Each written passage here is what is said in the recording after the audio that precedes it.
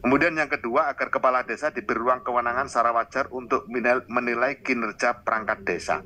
Hari ini kita masih menghadapi masalah konflik kepentingan antara perangkat desa dengan kepala desa pada saat pilkades.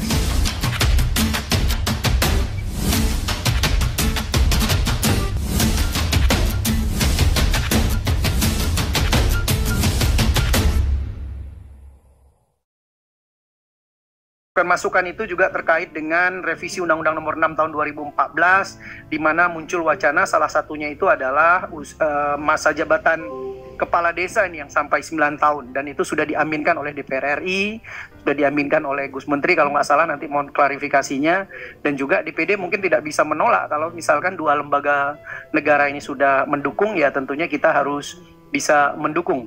Kemudian juga terkait dengan rencana alokasi anggaran untuk desa yang selama ini kita anggap 72 triliun atau kurang lebih hampir 1 miliar per desa itu, kalau kita bandingkan dengan anggaran 3.300 triliun APBN, kami DPD menganggap sangat kurang representatif dan sangat kurang akomodatif ya kalau dibandingkan dengan anggaran desa yang sebesar 72 triliun.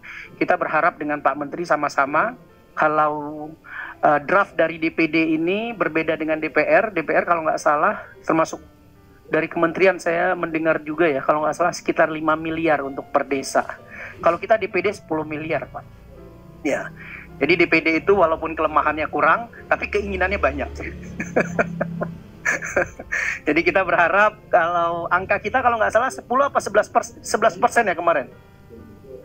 12% yang kita usulkan ya dari dana APBN. Jadi tentunya 10 miliar ini adalah usulan dari DPD. Kemudian juga terkait dengan kesejahteraan kepala desa, ini sangat penting ya. Jadi untuk mencegah terjadinya korupsi di desa, kemudian meningkatkan kapasitas kepala desa dan sebagainya, kita meminta agar kesejahteraan kepala desa dan aparatur desa itu ditingkatkan. Nah, selama ini kita menilai bahwa anggaran 1 miliar per desa itu dengan tanggung jawab satu desa itu ya, berhadapan dengan jumlah penduduk yang tidak sedikit, itu tanggung jawab kepala desa itu sangat luar biasa sekali.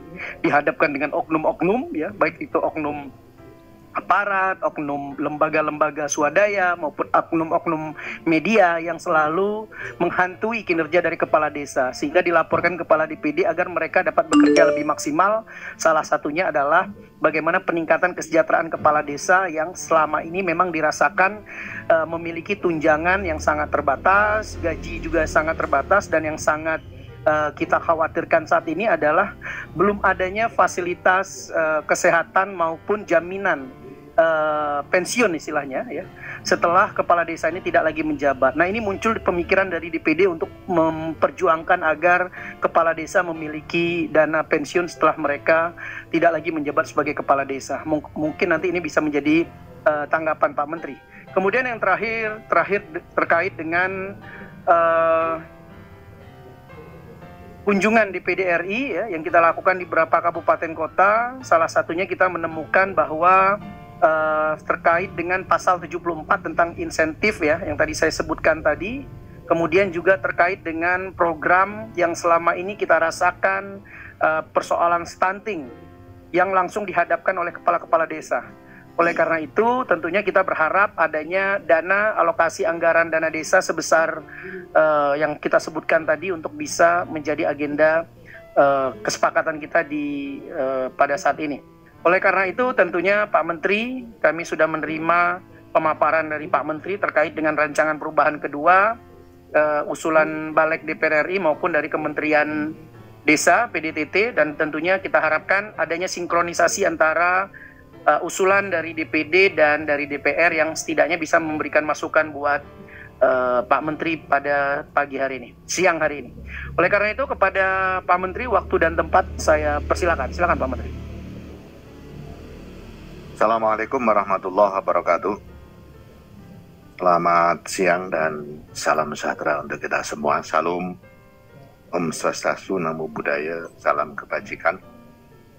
Yang kita hormati Pak Fakhrul Razi, Ketua Komite 1, Ibu Silviana Murni, Wakil Ketua 1, dan Dr. Philip, Wakil Ketua 2. para anggota DPD Komite 1 yang saya hormati, dari NTT, dari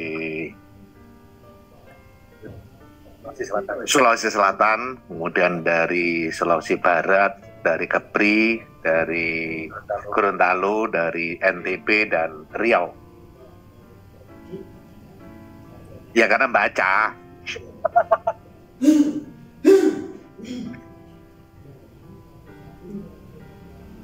Pertama, saya ucapkan terima kasih, sekaligus mohon maaf karena harus ada penundaan waktu. Jadi ini sebenarnya kan jadwal yang kita usulkan, penundaan yang kita usulkan karena kebetulan waktu itu saya pas ada acara yang memang tidak bisa ditinggalkan. Meskipun sebenarnya ini juga agak mepet. Kita nerima informasi baru 2 hari yang lalu, loh kok pas tanggal ini, untungnya masih ada beberapa yang bisa kita geser. Bapak Ibu sekalian yang saya hormati, saya didampingi oleh Dirjen Pembangunan Desa dan Pedesaan sebelah kiri saya, dan Dirjen Pengembangan Ekonomi dan Investasi Desa. Sengaja saya bawa 2 ini saja yang memang bisa diakses oleh anggota DPD. Nah, jadi ya yang bisa diakses oleh anggota DPD, karena yang lain sifatnya koordinatif aja.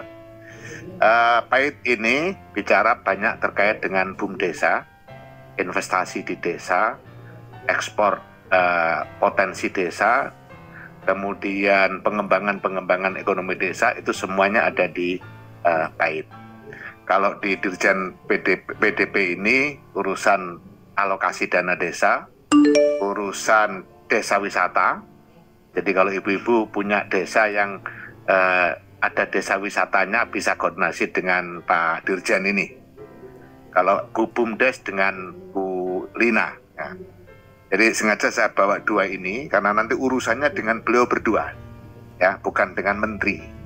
Menteri itu tidak tahu apa-apa urusan hal teknis-teknis itu. Jadi nanti kalau Bapak Ibu sekalian mau mengakses, misalnya termasuk pelatihan tadi yang disampaikan Bu Silvi, ada beberapa kegiatan pelatihan. Ini yang paling banyak itu di Papua, kemudian NTT, Maluku, kemudian satu lagi Maluku Utara. Itu ini lagi banyak-banyaknya program di sana. Kita punya kerjasama dengan IFAD. Nanti malam saya harus terbang ke Papua karena besok ada pembukaan pelatihan juga. Nah, kalau Bapak Ibu sekalian ingin ikut, monggo nanti malam bareng-bareng dengan saya ke Papua. Ya, mungkin Dr. Philip aja yang tertarik, yang lain mungkin nggak ada yang tertarik. Atau Bu Silvi yang tertarik, karena nggak akan ketemu itu di DKI. Bapak Ibu sekalian yang saya hormati, yang pertama dari prolog yang disampaikan oleh Pak Ketua tadi, yaitu terkait dengan masa jabatan, dan ini juga terkait dengan revisi Undang-Undang Nomor 6 Tahun 2014 tentang desa, yang pada hakikatnya bicara tentang revisi undang-undang. Memang kita tidak hanya bicara tentang masa jabatan kepala desa, banyak sekali yang harus kita benahi, dan dari sisi masa waktunya memang sudah masuk waktu untuk dilakukan evaluasi, karena 2014 hari ini 2023, sehingga secara usia memang perlu ada penyesuaian dengan perkembangan yang di luar ekspektasi. Yang dulu dikira masih pada tahap ini, ternyata sudah melebihi ekspektasinya. Antara lain misalnya percepatan pembangunan di desa, percepatan ketertarikan warga untuk kontestasi pilkades. Hari ini sangat menarik pilkades itu, sehingga kita bisa menemukan banyak sekali kader-kader muda yang potensial yang menjadi kepala desa. Dan rata-rata sepanjang pemantauan saya kunjungan ke desa, ketika kepala desanya itu masih muda, itu menjadi sangat produktif, meskipun kadang-kadang ada kebablasan, apa bahasa Indonesianya kebablasan itu, agak kebablasan sedikit gitu karena memang kemauannya banyak, tanpa bermaksud mengulang kalimatnya ketua komite tadi yang kemauannya banyak. Nah, oleh karena itu di dalam revisi ini kita ada beberapa selain masa jabatan, yaitu bisa dibuka di halaman 12, slide 12. Nah, mungkin kami tidak akan menyampaikan secara detail pasal per pasal, karena itu nanti mohon dibaca dan dikoreksi untuk dapat masukan. Di halaman 12 kita sampaikan pokok-pokok usulan Kementerian Desa, nanti yang dari Balik bisa dipelajari juga, agar ditegaskan urusan bidang pembangunan desa, perencanaan, pelaksanaan, pengawasan, yang berdasarkan Pancasila, Undang-Undang Dasar Negara Republik Indonesia tahun 1945, Negara Kesatuan Republik Indonesia dan Bhinneka Tunggal Ika. Jadi yang dimaksud di sini adalah agar berbagai hal yang terkait dengan sebuah sistem itu ada di desa, tidak dipotong-potong. Mulai perencanaan, pelaksanaan, pengawasan itu ada dalam satuan, satu kesatuan. Nah, ini yang sangat penting supaya tidak terpisah-pisah antara perencanaan, kemudian pelaksanaan dan pengawasan. Kemudian yang kedua, agar kepala desa diberi ruang kewenangan secara wajar untuk menilai kinerja perangkat desa. Hari ini kita masih menghadapi masalah konflik kepentingan antara perangkat desa dengan kepala desa pada saat pilkades, di mana perangkat desa pada saat pilkades mungkin mendukung salah satu calon. Nah, sementara tidak ada aturan mundur. Di sisi lain tidak ada aturan memberi kewenangan kepada kepala desa untuk merotasi. Nah, di revisi ini kita usulkan agar itu diberi kewenangan sehingga pemerintah desa tidak ada permasalahan meskipun perangkat desanya tidak nyambung dengan kepala desa, karena kepala desa bisa diberi kewenangan untuk melakukan penataan. Ini penting banget karena hari ini misalnya kepala desa tidak bisa merolling sekdes misalnya. Jadi meskipun pada saat pilkades sekdesnya tidak sinkron dengan kepala desa terpilih, dia tetap bertengger sebagai sekdes. Nah, sehingga ada hubungan yang tidak harmonis antara kepala desa dengan sekdes. Nah, ini kita masukkan di dalam revisi Undang-Undang Desa. Pasal 53 misalnya kita juga mengharapkan agar dicegah terjadinya konflik kepentingan politik dalam penyelenggaraan pemerintahan desa. Ini masih terkait dengan perangkat desa. Agar penyusunan RPJMdes, RKPdes dan evaluasi Raperdes, APBdes sesuai dengan kondisi objektif desa. Ini yang terkait juga dengan SDGs desa. Jadi Bapak Ibu sekalian, kita menemukan banyak hal, misalnya intervensi yang agak berlebihan dari pemerintah daerah, dari bupati.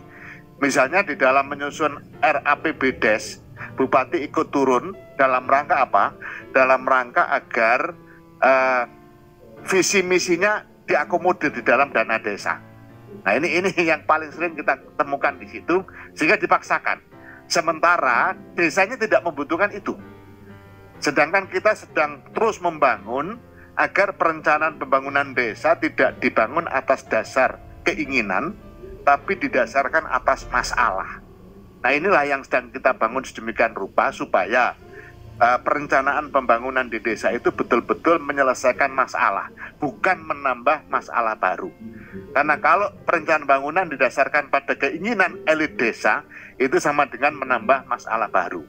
Misalnya masalah kemiskinan yang paling menonjol di desa itu. Sementara APBdes-nya cenderung banyak digunakan untuk pembangunan yang tidak nyambung dengan kemiskinan. Dan seterusnya sedemikian rupa. Disitulah maka posisi SDGs desa amat sangat penting untuk memberikan dukungan data sehingga desa punya arah yang jelas. Misalnya untuk capaian goal yang pertama, desa tanpa kemiskinan, pendidikan desa berkualitas, keterlibatan perempuan dalam pembangunan desa, itu poin-poin di dalam SDGs desa yang menjadi guidance bagi desa untuk arah pembangunannya. Kemudian agar penyusunan APBDes dilakukan melalui musyawarah desa. Hari ini penyusunan APBDes tidak harus dengan musyawarah desa. Padahal musyawarah desa itu adalah forum tertinggi di desa. Oleh karena itu di dalam revisi undang-undang kita masukkan APBDes. Yang harus musyawarah desa itu RKPDes, Rencana Kerja Pembangunan Desa. Itu harus musyawarah desa. Tapi APBDes-nya cukup kepala desa dengan BPD. Padahal yang paling penting adalah keterbukaan dan transparansi di dalam pembahasan APBDes. Akan disusun platform pembangunan desa, pembangunan kawasan pedesaan, serta sistem informasi desa dan kawasan perdesaan. Ini kaitannya dengan sinergitas antar desa. Hari ini misalnya Bapak Ibu sekalian, kita masih menemukan satu kesatuan wilayah yang tidak jelas statusnya, sehingga desa sini tidak mau menyentuh, desa satunya tidak mau menyentuh juga. Padahal itu berhimpitan antar desa dan posisinya cukup strategis. Sementara pemerintah kabupaten tidak sempat masuk sampai wilayah sedetail itu karena memang keterbatasan anggaran. Nah, harapannya dengan kawasan pedesaan ini, hal-hal yang sangat strategis tapi pada sisi-sisi perbatasan itu bisa diselesaikan dengan baik. Akan disusun pengaturan tentang pembinaan kemasyarakatan desa dan pemberdayaan masyarakat desa, yang dua hal ini adalah kata kunci di dalam pembangunan dan di dalam pengelolaan desa. Jadi kata kuncinya selalu dua, pembangunan dan pemberdayaan. Ini yang menyebabkan desa itu memiliki kemandirian dan secara bertahap ke depan memang kita harapkan kemandirian desa itu semakin tinggi, sehingga apa yang disampaikan oleh Ketua Komite 1 tadi bicara tentang dana desa yang besar itu sangat dimungkinkan. Karena misalnya ketika desa itu sudah mandiri, akan sangat bagus ketika seluruh kewenangan yang kemarin diambil oleh pusat itu diserahkan ke desa. Misalnya urusan jaring pengaman sosial, desa lebih tahu siapa yang berhak dan siapa yang tidak berhak. Desa lebih tahu dinamika kemiskinannya, hari ini miskin besok enggak, itu bisa terjadi di desa. Nah, kalau itu diserahkan ke desa, maka validitas ketepatan sasaran itu jauh lebih tinggi daripada ditangani oleh pusat, sehingga tidak terjadi pimpinan DPRD Trenggalek dapat bansos, suami anggota DPR RI dapat bansos. Itu nggak akan terjadi karena dilihat dari rumahnya sudah nggak mungkin kan gitu. Misalnya kesalahan data di desa, si Bu Silvi misalnya, Bu Silvi masuk dalam list penerima bansos.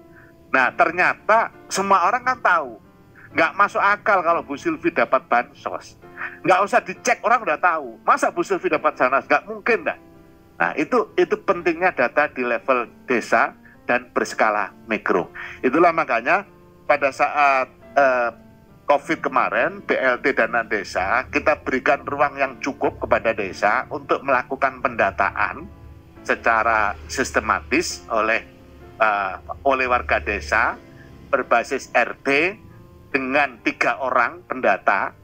Nah, kenapa 3 orang? Supaya ketika tiga-tiganya sepakat bahwa dia berhak menerima BLT, itu memang betul-betul layak untuk menerima BLT. Yang saya sebut dengan kebenaran ijtimaiyah, kebenaran yang disepakati. Kalau 1, mungkin kesimpulannya bisa salah. Tapi kalau 3, tiga-tiganya mengatakan itu layak, maka pasti akan tepat sasaran. Tapi kalau 3 ini 1 mengatakan layak, tidak mengatakan tidak layak, maka akan ada diskusi. Dengan mengatakan layak, 1 tidak mengatakan layak, akan ada diskusi. Diskusi pasti mengarah kepada verifikasi. Verifikasi pasti akan menghasilkan data yang valid dan memenuhi syarat untuk diberikan bantuan sosial. Nah, inilah Bapak Ibu sekalian beberapa poin yang kita usulkan di dalam revisi Undang-Undang Desa, di mana tentu penjelasan masing-masing pasal di dalam paparan kami sudah kita sampaikan untuk bisa didalami, dan tentu kami juga sangat berharap ada masukan dan saran dari Bapak Ibu anggota Komite 1 DPD RI. Saya pikir itu yang bisa saya sampaikan yang pertama.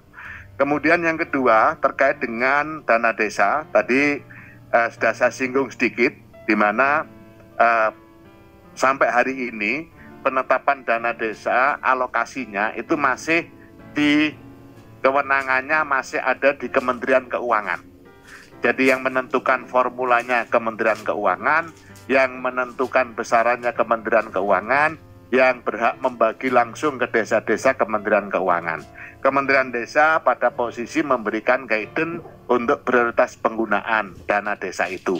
Yang pada prinsipnya ketika saya ditanya oleh warga, dana desa ini bisa dipakai apa? Saya jawab dengan singkat, dana desa boleh dipakai apa saja kecuali yang dilarang. Kenapa saya menjawab simpel itu? Karena memang banyak yang boleh daripada yang tidak, dengan catatan bersentuhan langsung dengan pertumbuhan ekonomi dan peningkatan sumber daya manusia. Atau dengan kata lain, dana desa boleh dipakai apa saja asal bersentuhan langsung dengan pertumbuhan ekonomi dan peningkatan SDM. Jika kalau ada pertanyaan, boleh nggak dana desa dipakai untuk bangun pagar balai desa? Jawabannya bisa bertanya balik. Apa hubungannya pagar balai desa dengan peningkatan SDM dan pertumbuhan ekonomi? Kalau nggak ada hubungannya, nggak boleh. Nah, itu jadi memudahkan kita di dalam membangun narasi agar warga masyarakat dalam mengawasi juga mudah. Kita sepakat dana desa terus dinaikkan karena dalam perjalanannya tahun 2015 awal dana desa dikucurkan itu ada dua mazhab di kita, di pemerintah pusat, yaitu mazhab pesimistik dan mazhab optimistik. Mazhab pesimistik mengatakan bahwa dana kalau digulirkan ke desa mengkhawatirkan desa nggak mampu mengelola, bahaya dan lain-lain. Nah, mazhab optimistik mengatakan sudahlah, percaya saja pada desa. Nah, kenyataannya dalam perjalanan sekian tahun dana desa, paham optimistiklah yang terwujud, di mana dana desa sangat bagus dikelola dan pengawasan masyarakat juga bagus, karena memang satu-satunya level pemerintahan, kalau boleh dikatakan desa adalah level pemerintahan yang paling transparan di dalam perencanaan pembangunan itu desa. Selain rencana kerja pembangunan disusun berdasarkan musyawarah desa, meskipun APBDes masih disusun hanya kepala desa dan BPD, tapi APBDes harus dipampang di tempat-tempat strategis setiap tahun. Ini satu-satunya di level pemerintah. Di APBD kabupaten sudah nggak ada orang yang bisa mengakses, apalagi APBN.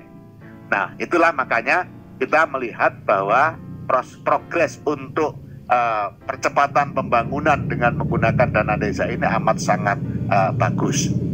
Sehingga ketika berapapun besaran yang dikucurkan, asal melalui sebuah tahapan yang sistematis, saya yakin itu akan tertangani dengan baik, dan permasalahan-permasalahan yang serius dialami oleh warga itu akan tertangani dengan baik juga. Kemudian yang terkait dengan kesejahteraan Kades, ini memang terus menjadi tantangan kita. Dan kita sudah beberapa kali mengusulkan konsep tentang peningkatan kesejahteraan Kades. Salah satunya adalah, ini sebenarnya bukan langsung terhadap kepala desa, tetapi mengurangi beban. Jadi kesejahteraan itu bisa diraih dari dua hal. Yang pertama meningkatkan pendapatan, yang kedua mengurangi beban. Nah, dengan adanya dana operasional yang diambil dari dana desa 3%, itu pada hakikatnya adalah mengurangi beban kepala desa yang selama ini itu tidak ada dan harus dikelola sendiri oleh kepala desa, dicari-cari sendiri kepala desa. Hari ini sudah diberikan ruang meskipun baru 3% dari dana desa. Nah, terkait dengan urusan kesejahteraan kepala desa, kita hanya bisa usul karena semua kewenangan mutlak kepala desa dan perangkat desa ada di Kementerian Dalam Negeri. Kemudian jaminan pensiun pasca menjabat, ini juga banyak sekali aspirasi yang masuk ke kita. Sampai hari ini kita belum memiliki konsep yang jelas, tetapi jaminan kesehatan global itu sebenarnya harus masuk kepada perangkat desa. Kalau konsep jaminan kesehatan global itu terwujud, seharusnya perangkat desa, kepala desa harus dianggarkan untuk itu. Kemudian yang terkait dengan stunting, memang hari ini terus kita masifkan, meskipun banyak kepala desa mengeluh seakan-akan stunting itu tanggung jawabnya kepala desa ANSI. Padahal itu sebenarnya tanggung jawab bersama, utamanya pemerintah daerah. Sehingga ketika bicara stunting seakan-akan pemerintah daerah itu agak memberi beban berlebih kepada desa. Dan ini juga menjadi perhatian kita. Saya kira itu Pak Ketua Komite 1, Bapak Ibu sekalian yang saya hormati, pengantar dari saya. Mudah-mudahan bisa diberikan feedback, dan yang terpenting adalah diskusinya. Karena nanti kalau saya bahas ini panjang-panjang nggak ada waktu untuk diskusi. Demikian, terima kasih. Wallahul muwaffiq ila aqwamit thoriq. Assalamualaikum warahmatullahi wabarakatuh. Waalaikumsalam.